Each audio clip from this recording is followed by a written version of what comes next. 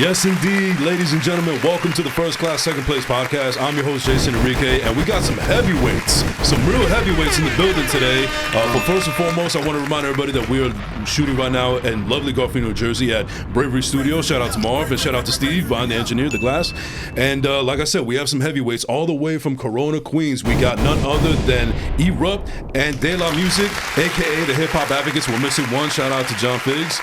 But fellas, thank you for coming through, man. I want to say real quick that I've been looking forward to this for quite some time. I know that we've had some rescheduling conflicts and stuff like that, but I've been a fan of you guys for quite some time. I love the podcast. I love the music that you guys do. You guys really keep the essence of what the hip hop era that I grew up in and the stuff that I grew up listening to and love still to this day. You guys are still keeping the essence. So first and foremost, let me give you guys your flowers for that. I really appreciate it. Thank you. We grew up on that boom bapish, where lyrics matter, where bars matter, where it was fun, to listen to music with your peoples, and you dancing around and having a good time, and we wanted to keep it going. We started off doing music. We did it for like 15 years, 20 years. Took a break. Pandemic hit, and then we was like, got bored. The pandemic hit, we got bored at home. I feel like that. Let's go back to the studio. Yeah, I feel like that happened with everybody. I mean, the pandemic kind of helped me with starting the podcast, getting up and running, but that's neither here nor there. So it's all about you guys today. It's all about the Hip Hop Advocates. Hey. Shout out to you guys. Queens is definitely in the building. So let me just start off the show with the question that I ask usually every day. So I've already alluded to the fact that you guys are from Corona, Queens. So I would normally say, where does the story of so-and-so begin? So, I said you guys are from Corona. What was your experience like growing up personally as far as living in Corona? I'll start with you, Erupt. I mean, born and raised, I grew up in, in a one house, the same house my whole life. Never moved around. So I didn't know that until I actually moved out of my parents' house.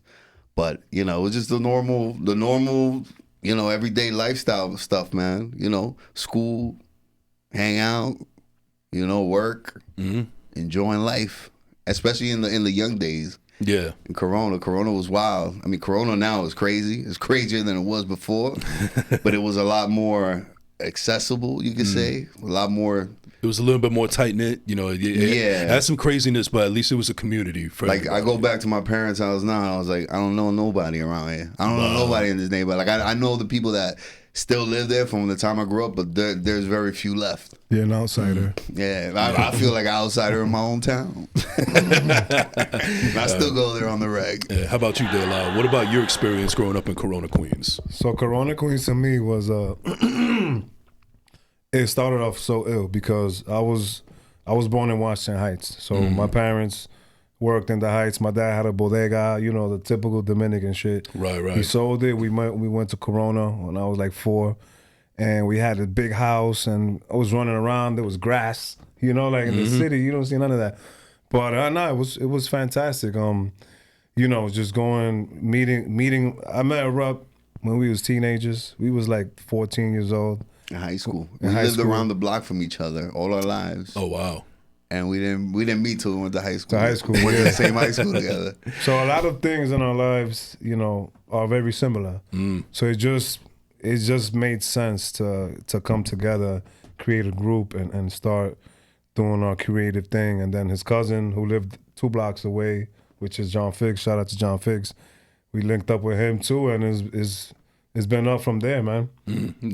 Now, you guys, I'm getting the sense that you guys come from a certain era in hip hop where we like to call it the golden era. Like, you had the Cool G Raps and the Rakims and the Run DMCs and so on and so forth.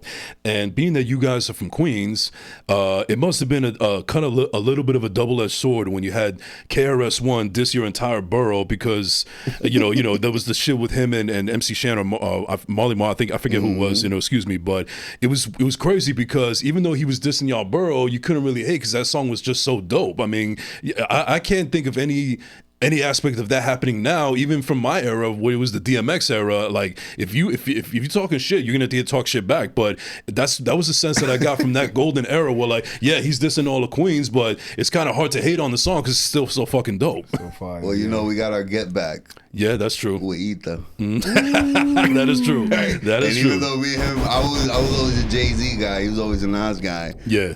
But we got our get back bigger than ever with Ether. the shit that make it so burn slow. Yep. Oh my Yeah, god. I mean, we grew up more towards like the late '90s era. Mid to late '90s is more like when we started getting into the music thing. Yeah. That era of the late '80s though, like it's not, you know, like us, we're students of the game, and we're the type to go back and want to get educated on what we're gonna be involved with. Right. And we dug into that time in hip hop just to see how it was, and you know, it really, you know, it was a time. That was a crazy time, but we love the fact that we're able to get back with Nas. Yeah. No, the funny thing is that you know, you said that KRS-One, he did that song, and that's forever will be a classic. But Erupt mentioned about the Ether. Now Nas's new album, he has that song where he's talking to Hov. He's like, you know, I'm in the car listening to Take Over. I'm texting Jigga, yo, this shit ain't over, you know.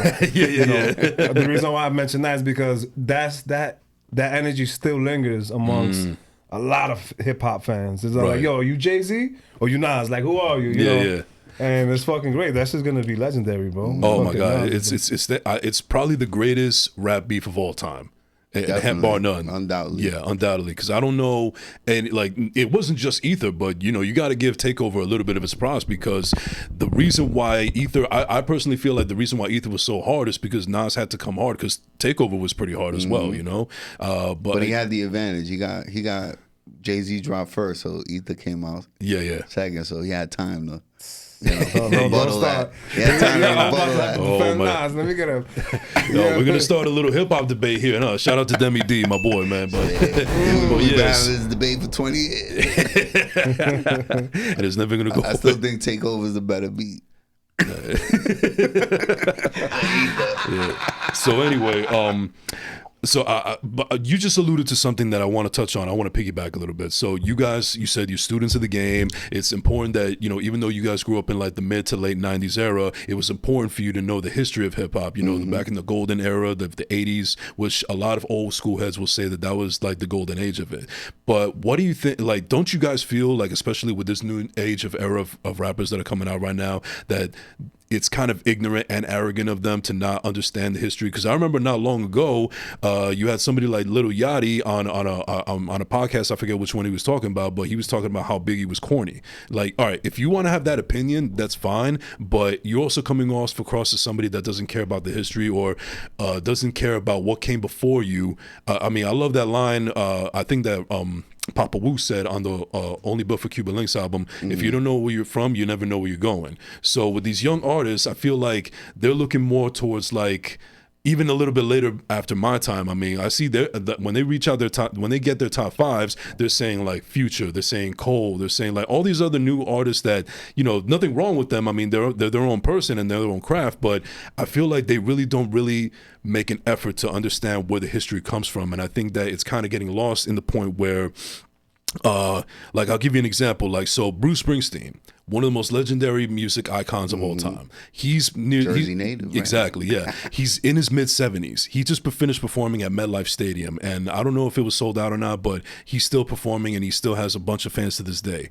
I feel like in hip hop, you have a very short shelf life window. Yeah, it's a very short window. Ageism shit. Yeah, and not just that, but it just feels like a big reason why a lot of these legends are never going to have that kind of clout like the Rolling Stones or any of these other artists from different genres have, is because everybody's always in competition with each other. Like, I don't know about you guys' take on it, but it's always competition and nobody wants to help out or, you know, keep the culture alive. It's just about like, oh, you on top, I'm coming for your spot. There's definitely a competitive nature around it, behind it, when it comes to artists with rappers, because it's sort of like boxing almost. The way rappers look at each other. Right. Like, yo, if you think you're better, nah, I'm going to show you why I'm better.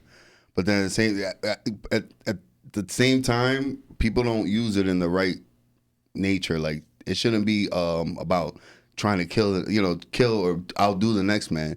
You should motivate the next man, the next artist to be even better. That's what's ill about a lot of the older artists, and they're still coming back now today even better than what the newer stuff that's coming out. Because they still have that same mind frame where they want to push each other. You know, they want to creatively, you know, not on a, personal level, on a creative level. Right. Not trying to outdo each other like that. That's a fire that's missing with a lot of the younger cats. They're more trying to outdo each other. Everybody think they're better than the next man. And eventually when you grow up, you realize, it shouldn't be about that. It should be about pushing each other to be better. Right. Not trying to be better than the next man. And I don't want to sound like that. Them old timers, but like the old man on the lawn, get off my lawn type of shit. But back in the day, everybody had their own look, their own lane, their own lingo. Nowadays, a lot of the newer artists almost sound the same and are doing the same thing, look the same. So it's almost like, since I look just like you, I'm gonna have to take your spot because there's only one lane for that. There's only one lane for that, as opposed to before, there was so many lanes. Everybody could eat. There's money for everybody in this. Now, fast forward to us. Look at us. We both got a platform that we have amazing guests on. And we could throw artists at each other. We could throw guests at each other. We could coexist in a decent manner, Yeah. We don't got to come at each other's heads because there's a spot for everybody. We're doing different things, So that's a big difference from how we came up to what's going on now. A lot of things are too similar. Right. Now, I don't know if you guys are aware of this, but my audience is plenty aware of this, and especially Steve definitely knows this about. So back in the day, I actually wanted to rap, and I actually did do a little bit of music back in the day. It never went anywhere. I was right on that cusp, but we're not doing no ciphers. Don't worry about it, man. That day's long gone for me, man. Yeah, I found my niche. Drop a beat. Oh man. But anyway, so I was the person that made me want to kick off and because I was dabbling a little bit of music and I was thinking about I like this music, I love the culture and everything, but I always think that there's that one artist that stands out above the rest that pushes you to that point where you're like, you know what? They're inspiring me so much that this is what I want to do in my life. For me, it was DMX because DMX is It's Dark and Hell is Hot album. That was my album for the longest time. I could not stop listening to it. I had so many scratches on it because how many times I played it over and over. But that was the one guy that pushed me to think, you know what? Maybe this is what I want to do in my life. For you fellas individually, who is that one person or that one group that made you think, you know what, this is what I want to do in my life? Shit, I'll say Nas, and everybody knows me. It's been Nas for a long time. And the great thing about it is that now he just had this kick in the ass resurgence where he's just dropping albums. He's just dropping shit like a pigeon. He's just all over the place going in, and it's quality music. Sometimes you get that. Sometimes it's quantity over quality, but right now we're getting the best of both worlds with him, man. Right. And Nas inspired me a lot. I'm a big DMX fan as well. That was my first album I ever got. But Nas, man, it's just the balance from the storytelling aspect, but still could tell you the story, but still have the bars and mix that up. And could even, I remember he used to write scripts for movies and the Belly movie he was in. Yeah. His acting was not up to par. Nah. That movie was a classic because of Hype Williams' direction. Visually, yeah. That's one of those movies where you could just press the mute button and then just let it rock and just watch it for the visuals. That first scene, the intro scene, when they coming into the club, and they got the Mary with the J. neon Blige lights song. and shit. Yeah, they got the what is it? They had some things in their eyes. The eyes are glowing. Yeah, the neon lights in the club. Oh my God, that was such an awesome scene. And even that shootout with Method Man and that other drug dealer where you had the two guns look like a video game. I thought that was pretty dope as well. Just Hype Williams, he was just ahead of his time as far as the visual goes. Absolutely. Yeah. So, but what about you, Erupt? I mean, it's the same guy as you, man. DMX to me, when he first dropped, that's when I actually started getting really in tune with hip hop, big time. And DMX, was the one that captured me. Like just his energy, man. Yeah, and especially around that time, he came out when we were in this shiny suit era with Bad Boy and all that kind of stuff. And I liked all of that stuff. It was cool. Like I fucked with Bad Boy back then, but when he just came in, it was just like, it was raw, it was real, it was gritty. It was something that I wasn't used to at that point in my life, as far as hip hop is concerned. And it just put me in that direction. And me and him have unique voices as well, so I figure, maybe I could be like a little bit of a version of DMX. That gravel stone. Yeah, exactly. A lot of Newports. That's why. Like when he came on the scene, he was unique. Yeah, like nobody was like that. No, like nobody came. Nobody cursed as much as he did on a song. And nobody was barking on a record. Barking like growling like a dog. Like it was nuts. The prayers, right? Prayers. Yeah. That's the only dude that I'll listen to actually a prayer to. And I think that also had to do with the fact, maybe I'm just kind of talking out of my ass here, but I think that he was a New Yorker, but he didn't come from Brooklyn or Bronx or whatever. He came from Yonkers, which is kind of like a little bit of an outlier, So I think that, I don't know, maybe that kind of added to the mix. I don't know personally. I'm just like his story is crazy, man. Have you seen? I think, is it Behind the Music? They had the Rough Riders Chronicles. Yeah. And there was like a whole episode and a half. It was like four parts. And a whole episode and a half, they really went back into like his story. Like DMX, it wasn't an overnight success. I like that. It was from from 88. Like DMX he was rapping from like the late 80s. And then he even got bypassed by the Locks. Oh yeah. And he's the one who put the Locks on, who brought him around, was rolling with them a lot. He made that connection between them and Rough Riders, basically. Yeah. With them and Rough Riders, yep. But he was one of a kind, man. Rest in peace, DMX. Yeah, man. Rest in peace to the and king. I heard my bad. No, you good.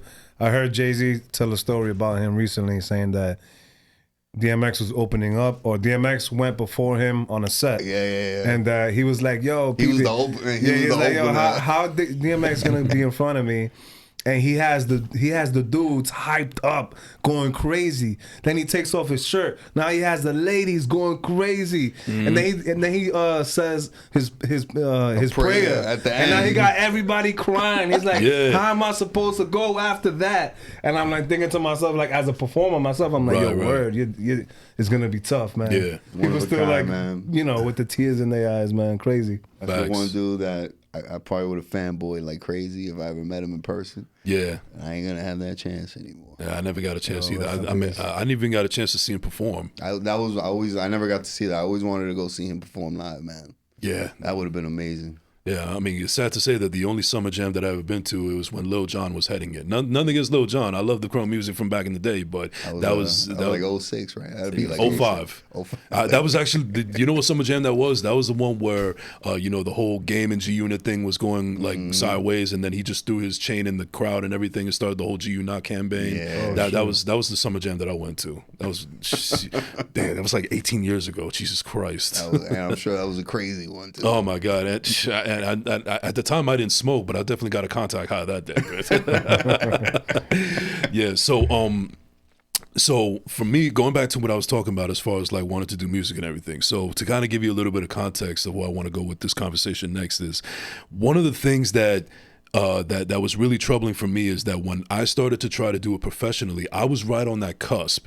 I still kind of had that mindset where like I want to, put some music out and get a demo, reach out to A&Rs, do some performance and everything. Around this time, this is when MySpace had come out, and then everybody had to have a MySpace profile. We were moving into the digital era. CDs were becoming obsolete. You couldn't sell them out of the trunk of your car anymore. Like it was changing, and everything just seemed so rough and gritty at that time. It seemed like everybody needed to have a level of street cred. Like if you didn't have street cred or whatever, then it wasn't going to matter. People weren't going to bump you, this, that. I remember there was this DVD on Young Jeezy's first album, and there was a song that he was performing in somewhere in Atlanta, and he didn't even have to say anything. The entire crowd was singing every single lyric to his song. Incredible. And I was like, damn, if that's the kind of clout that I need to get, then I don't know how I'm gonna do this, man.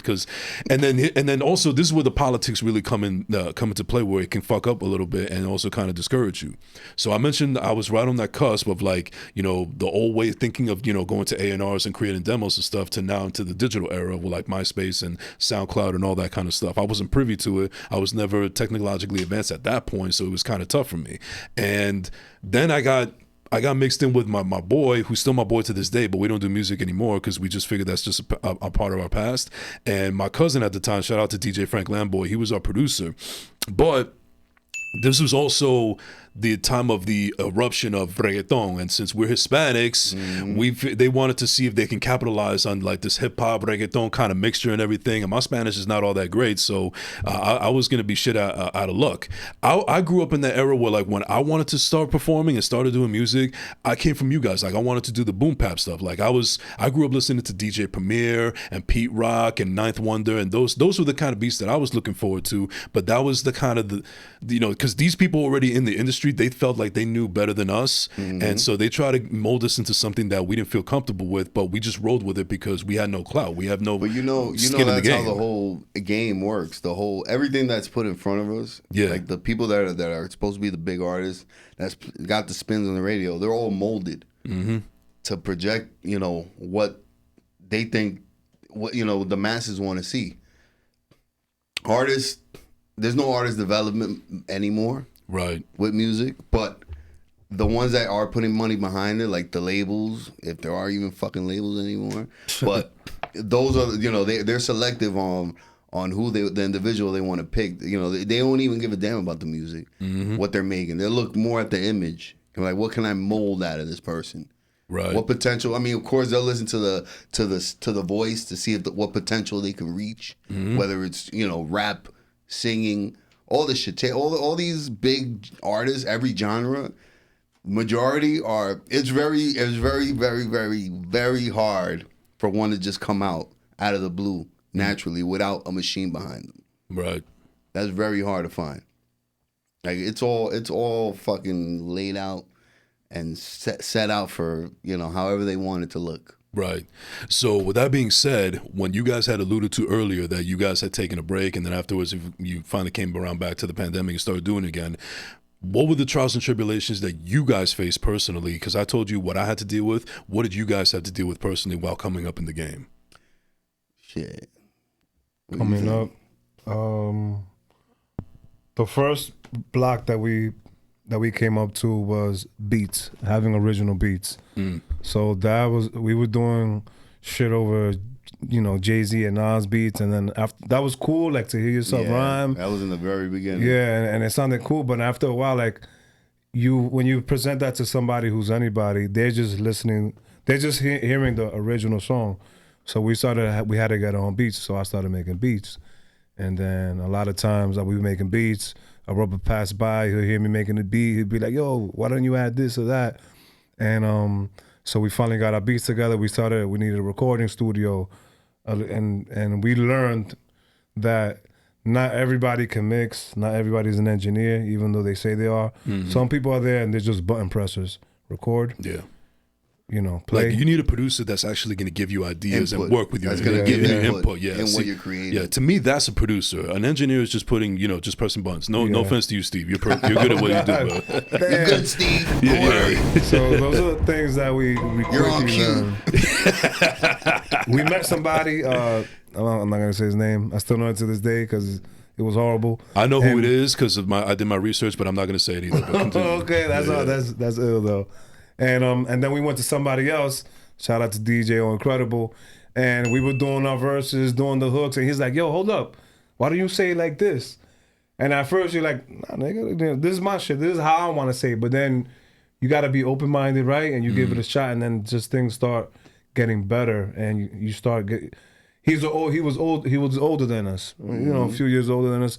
He has more experience. He's more seasoned, and he was just really putting us on game, and he elevated our levels up too, man. So it definitely took a while for us to get open to that, like receiving input, right? Yeah. Constructive criticism, not everybody could take it, and a lot of times people take it as hate. But for most of the time, if you really listen and take it for what it's worth, you'll realize, that person's really just giving you their input. You don't have to run with it. Right. But it's something to think about and dwell on. And if it makes sense, if it sounds dope to you, then you run with it. You build off of it. A lot of people can't take constructive criticism, right, especially when it comes to making music. Yeah. Because I've given input to artists, You know, just out of me listening, because I love listening. I love seeing people create. Yeah. And a lot of people don't know how to be receptive to it. Because their ego gets in the way, you know. They feel like they get some kind of cloud or some kind of semblance of success, and then it creeps up in their mind like, oh, who are you telling me what I should do? What I've been doing is working, so why should I get some input from you? I mean, it's not trying to be an attack. I mean, like, that's just coming off as arrogance. But you know, you're right. There's just like one of the I don't like saying this too much because I don't want to offend people, especially you guys, as far as like artists is concerned. But I will say that in the podcast game, some of the most difficult people that I've had to work with are artists because their egos definitely get in the way. Out of control. A lot, and also all our guests are artists. So. Yeah, but let me also kind of give you an example. So out of control. Oh my God, so out of control. there you go.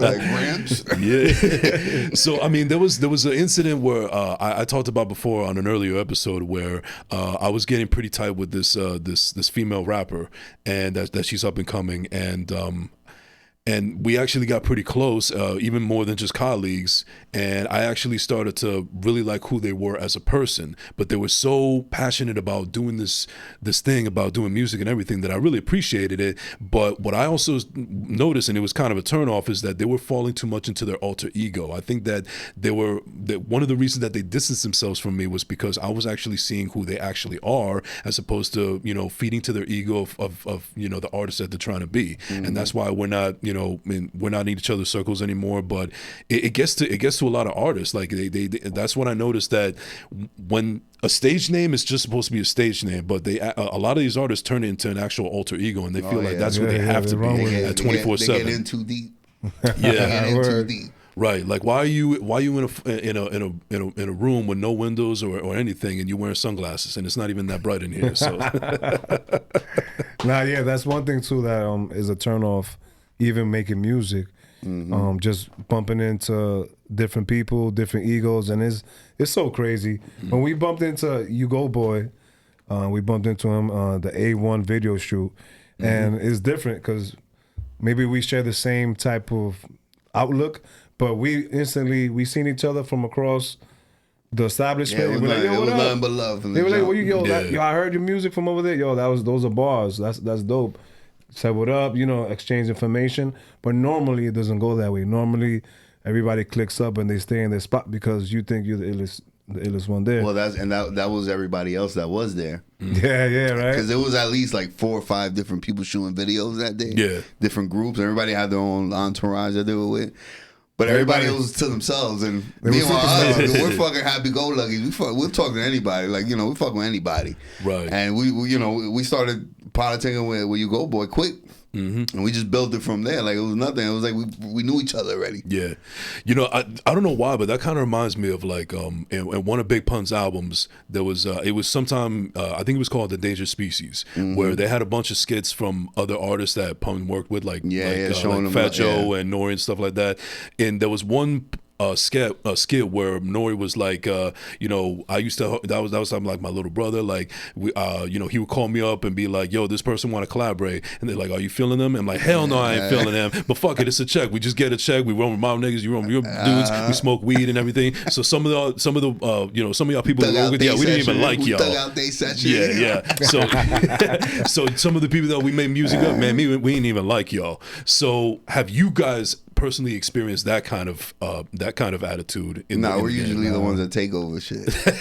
Be honest with you, like, you know, and don't get me wrong, like, it's not even in a bad way, because we bring more like a light environment, like, you know, a good time. Yeah. We're all about good vibes. Because if shit go left quick, we go left quick. Like, we go anywhere anybody want to go, but we always try to keep it good, like, you know, peaceful and positive. Right. That's our motto. Like, we stray away from the negative shit. Luckily, on our show, we haven't had a bad experience yet with a guest. As far as, like, you know, fucking shit up. We've had our own fucking problems. We had our own internal disputes, but never like with our guests. Like, we never let that shit carry over, or, you know, let that fuck up our vibe. You know, you gotta be conscious of shit like that. And we also just think is, if we invite you to our establishment and we treat you with respect and hospitality, then you're gonna be like, oh, the hip hop advocates. Oh yeah, I went over there. Yo, them niggas, they cool. Yeah, you should go on that. So it says a lot about us because anytime anybody's around us, they're gonna be like, yo, those dudes are cool, man. Those brothers is good. You know. No, absolutely. Now, I don't know if this is a little bit too far-fetched, but do you feel like, due to the fact that, let's be real, hip-hop is universally looked at as like the African-American culture, like it's part of that. Do you feel like any chance that there was a little bit more hurdles that you guys had to come over because you guys, even though you guys were minorities, but due to the fact that you're Hispanic, you kind of had to go a little bit more over to actually prove that you guys belong in this game? Never pressured, because I always felt like once you present yourself a certain way, like people, people hear say something about somebody, you don't know. I don't judge nobody until I know them, and I expect the same from anybody that, vice versa. Like I don't judge people until they meet me in person. Not even what they've heard about us or seen, or to me it's big when you see someone in person. I never felt pressured to try to impress or try to go over the top, like I need to prove anybody anything. Because I know what I'm capable of. My brother knows what he's capable of. Like, we carry ourselves that way. And we grew up around, African Americans all our lives. Right. It's been a part of our culture, like, all our lives. Like, in our neighborhood where we grew up. So it's never been any, like, pressure, like, we need to step it up to a next level to try to impress. Well, maybe in your neighborhood is one thing, but when you're trying to go reach out further than just New York. People don't know us. Nah. Yeah. Even that, sometimes people tell me, yo, try to give us a heads up and shit. Well, you go in there heads high and you represent yourself well. People see it real. But my big thing is real recognize real. Right. And people will know the real ones will notice that. And I've never been judged on my, on our character, right? We've never been pressured. But I do remember when we first started doing music with Figs, that Figs was like, yo, fellas, remember we wanted to put out the Blood is Thicker Than Water mixtape? And I don't know why we wanted to put our pictures on there. And Figs was like, yo, a lot of people tell me that, like, since we're Hispanic, that maybe we shouldn't put our pictures on the front because it goes back to what you're saying. It was a little different at that moment. So sometimes some people could get discouraged seeing light-skinned Spanish dude on the cover because they're so used to seeing so many great African Americans on it. So I think that's probably the only thing that that's the only conversation we ever had regarding that. Yeah.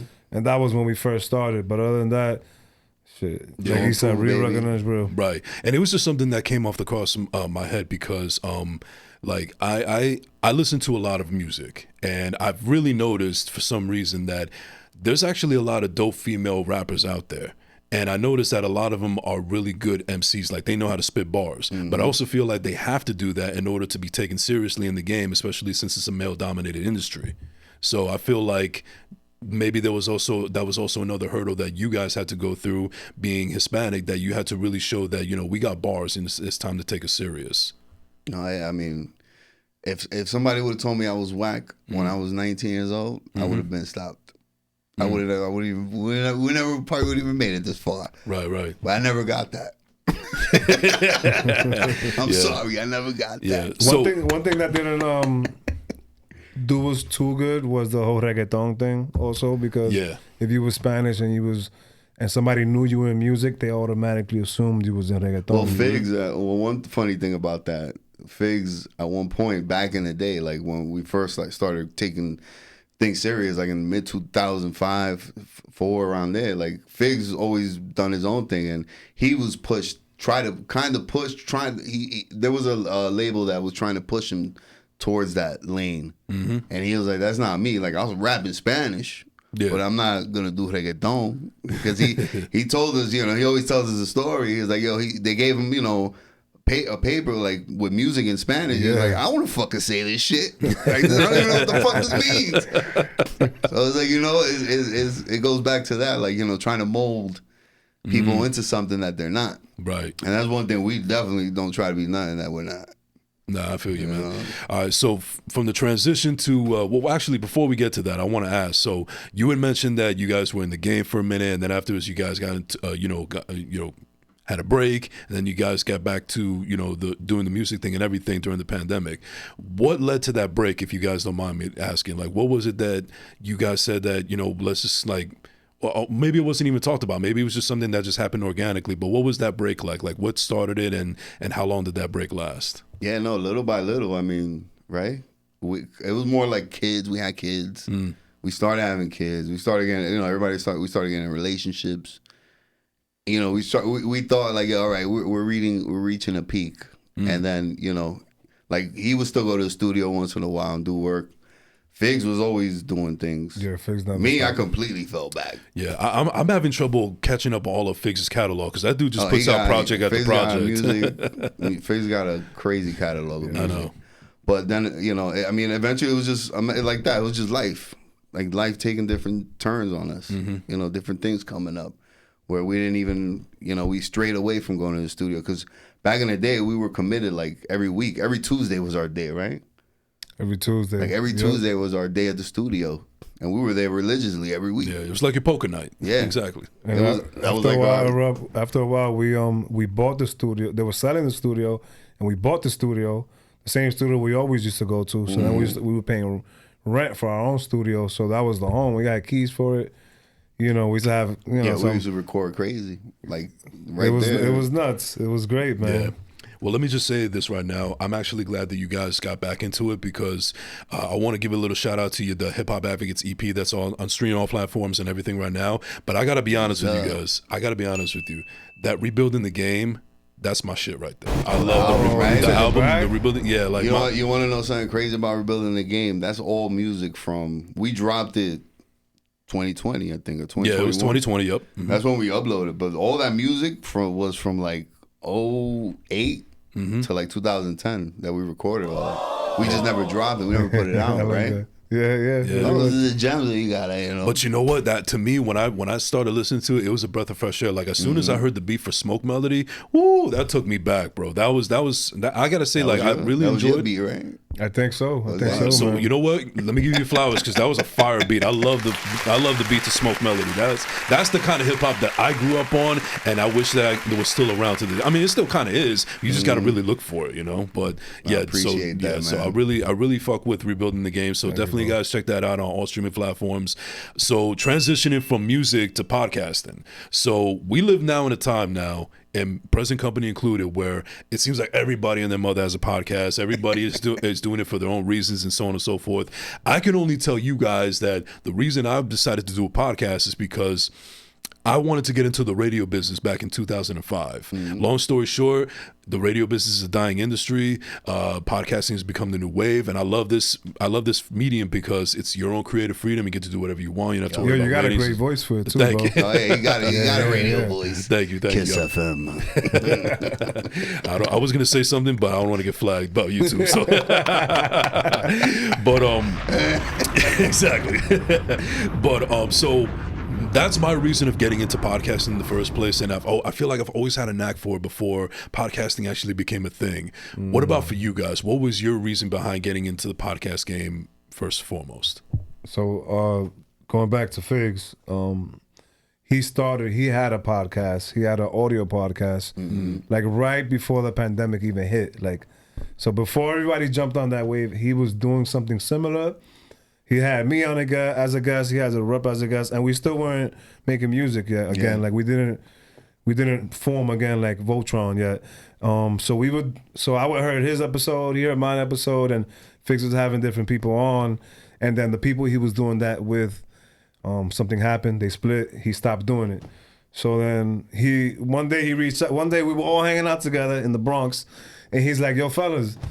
Everybody tells me that. Didn't we do it in the car one time? We did some shit in the car too, yeah. Yo, everything always happens in a car, man. We voice recorded a whole episode in his car. And I don't think I ever dropped though, right? Nah. And your brother passed by while we were talking about something, and he gave input in what we were saying, and he was like a dude just walking down the street, like, yo.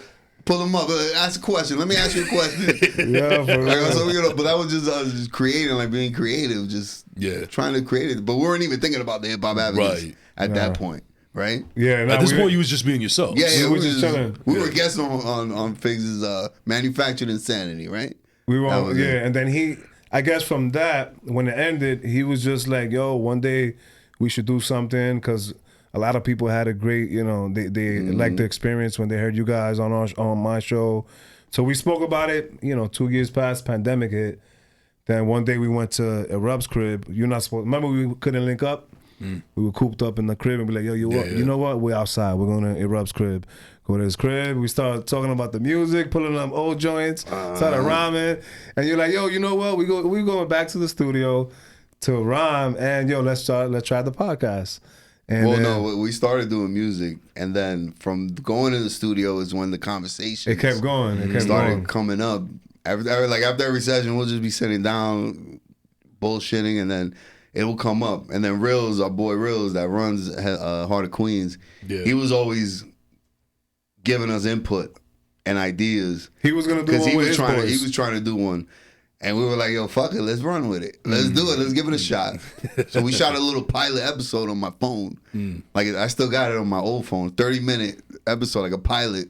Just to see, like, how it would look, how, Looks what like we trash. could build off of. It looked like trash. I mean, yeah. I mean, it's just one camera. I mean, we've stepped it up with the camera since. I mean, same thing with me. I mean, I told the story before when I started the podcast in the first place.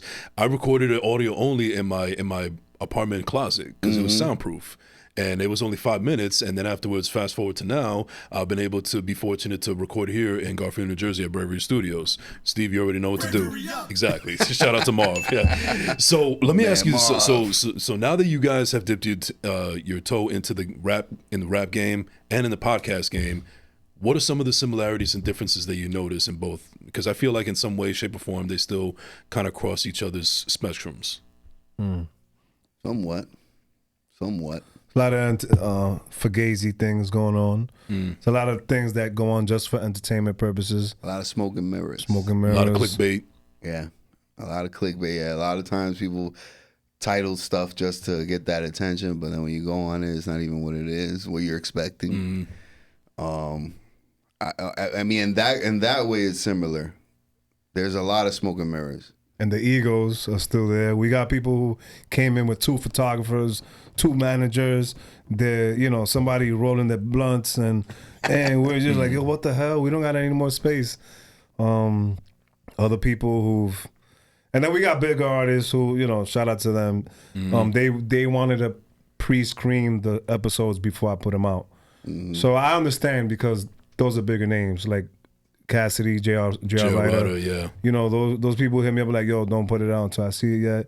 So it's sort of like, you could say it's similar in that way too. Like the recording of the visual, the audio of the podcast. It's sort of like when someone records something whack on a song and they don't want it to come out. Yeah. They want to hear it before what the finished product is gonna be like before you put it out. Even so in that way, you're still dealing with that ego part of it. No, I understand where you're coming from, man, because I remember I was on another platform. I was interviewing somebody that was, let's call it what it is. There has been, they were once big at one point, but they're not anything right now. I asked a question. I don't exactly remember what it was, but I asked the question. It was something along the lines of like, for people who are not aware of who you are, this new generation, what song should they listen to yours to get a sense of who you were? They answered it, and then afterwards everything acted all cool and everything, but behind closed doors they didn't appreciate that question because they feel like, but that was a good question. That was a well said question. Yeah. Exactly. But they took it as like, oh, you're treating me like I'm a nobody. That they basically didn't appreciate the line of questioning. And listen, I understand when it comes to me being a host, I'm not everybody's cup of tea, but one thing that I'm never going to try to do is try to throw anybody under the bus. I'm not trying to get clickbait. I'm not trying to make anybody feel bad. If I'm on any platform, whether it's mine or anybody else, my goal is to make sure that everybody is just good vibes all around. I'm trying to put you in the best light possible.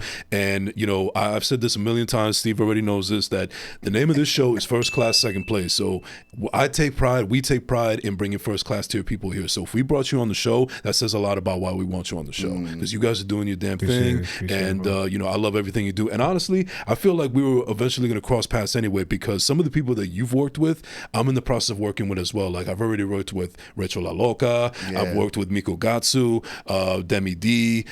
Black Rose is coming on pretty soon. Shout out to Black Rose. So Yeah, I feel all, like all good people. Right exactly, there. and I feel like I'm in good company. Beautiful people. Yes, beautiful inside and out. And I just feel like we eventually we're going to cross paths. And exactly. And definitely shout out to Hugo Boy from the Hugo Boy podcast. Oh, That's my homie right there. We got a track. We just dropped the track with him. You go, boy. Perfect segue. And videos coming soon. Perfect segue. Captain Planet. Yeah, man. Fire record. I haven't seen the video yet, but I did check it out. We haven't even seen it yet. A1 shot by camera. Shot by A1. Shout out A1. Nasty right now, Yeah, man. Yeah. So what was that experience like? Well, first of all, how did you guys meet Hugo? Because I feel like he's just a marketing and network genius. So how did you guys cross paths with him? It was where A1 was holding these. He was holding these. He was doing. What's the word? It was like weekly wrap up. He's basically was making he was making videos for people. We were shooting merry-go-round. We were shooting so it's pretty much like That's another fire record too. He'll say like, yo, this Sunday I have 5 slots. Whoever wants to come in and come through, this is the amount.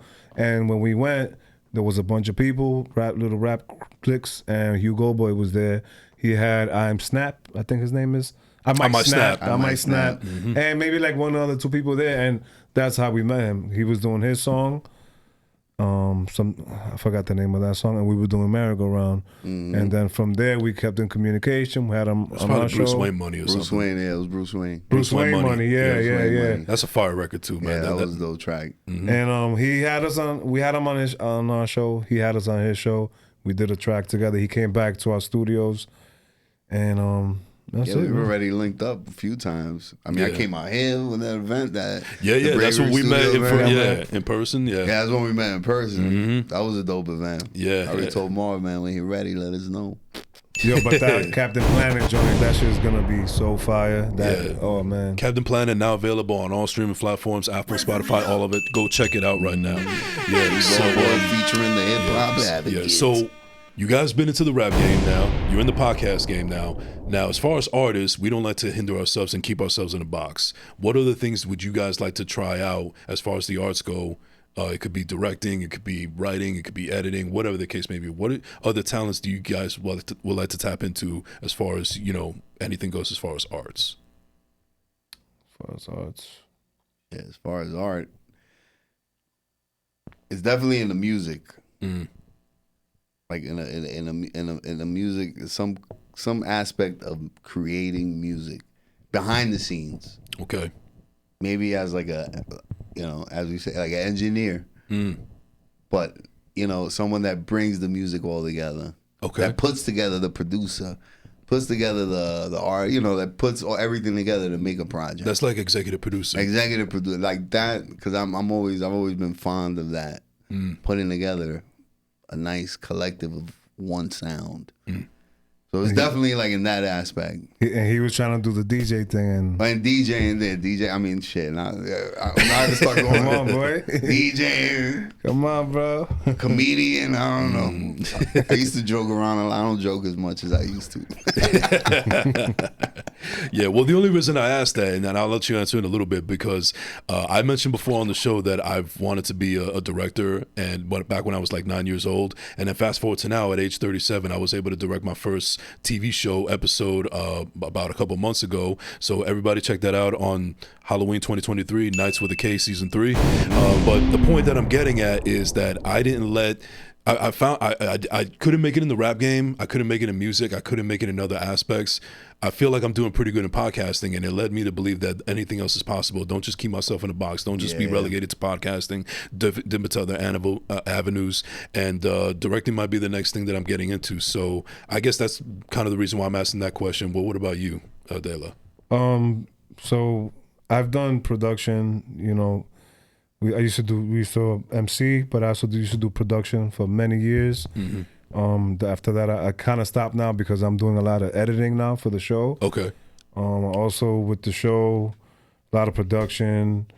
So I do dip my toe in a lot of different things, and just the creativity of things. I love doing it all, man. As whatever flows. I think I'm pretty good with computers and programs, and you know. You're very technologically advanced. Yeah, for sure. I love drawing. I love art, and all of that for me, I ball it up to one big category, and I find out creativity and all of that. I love that because it goes to show that you're a character that's very open-minded. You know, you'll touch on anything. You don't want to relegate yourself into a box. That's the point that I was getting at. So that goes to show that you guys are all about your craft. You guys are creative geniuses. Keep on doing. Don't let anybody hinder you. Roadblocks are going to come in the way, this, that, and the third. But just keep on doing the thing. Yeah, with Say the what? kids, boy. Say what? You said Roblox because my kids, they love that game. What the road? I don't have any children, at least not that I know of, so I wouldn't know. So, But yeah, no, you said Roadblocks. yeah, all right. Appreciate it, brother. Yeah, Appreciate and if all it, else man. fails, hey, OnlyFans is coming soon. Anyway, so I'm kidding. All right, so we're about to close out this episode in a little bit. Yeah, thank you very much, Steve. But so let me ask this is one last question I want to ask you guys real quick. I ask everybody, but I think I'm going to flip it a little bit. So the question that I usually ask anybody that comes onto the show is, if they were to make a movie on your life, which actor or actress would you like to see portray your character and why? That's easy. Yeah, but I'm gonna flip it this time around, and I'm gonna ask who if they made a movie out of your favorite rapper's life, which rapper would that be that you would love to portray? Hold up, say that part again. Okay, Yeah, all right. I got confused. It went from who would I want to Well, you know what? Let's start with that. Like, who would you want to play you in a movie? Shit. I mean, for the most part of my regular day life, probably Jim Carrey. I love that. Fucking fantastic, man. Yeah, love word, to I can fuck see around. that. I can see that. I love joking around. Random. man. I do a lot of random shit. Yeah, that's actually my dream guest. People have asked me if there's anybody that I can interview on the peeped show. that actually. Yeah. Yo, and salute to you on your 100th episode. Oh, man. thank you, man. I Yeah, appreciate salute, that. bro. A lot of people don't make it past 5. Yeah. 200, here we come. Yeah. You gotta talk and salute to your guests as well. Too. I mean, you got your co-host too. I know Yep. you got a new co-host as well, man. Yeah, Yeah, well, she's she's good. not new. She's been with us for a minute, but yeah, shout out to her for sure. Okay, Yeah. awesome. So when it comes to somebody playing my life, My life. you know, I never really put too much thought into it, man. Well, you know, there's no right or wrong answer. It's just kind of like somebody that you feel can portray your character to the best of their ability. Like, for instance, I look nothing like Keanu Reeves, but I think he could play me. Yeah, he's a beast. Fucking John Wick in this motherfucker. He's a beast. He's a beast.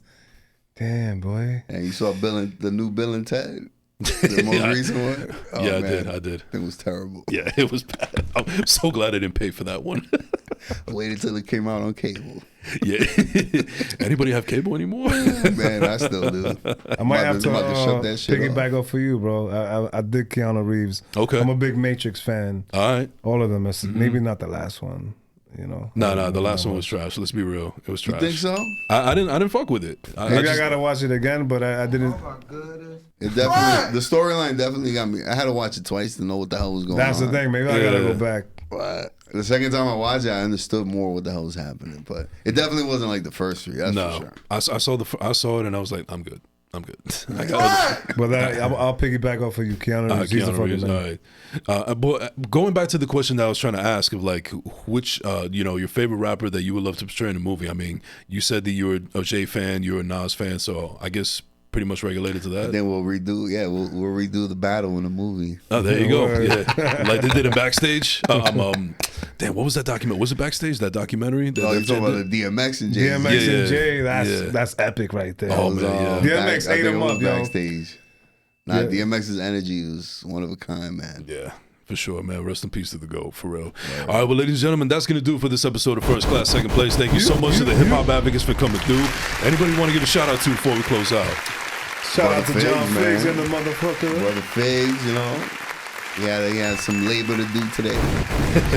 Shout out to Reels. Shout out to Heads Up Studio. Word up, Heart of Real. Queens. Heart of Queens. DJ Incredible. Maniac. Every guest we had on the Hip Hop Advocate Show.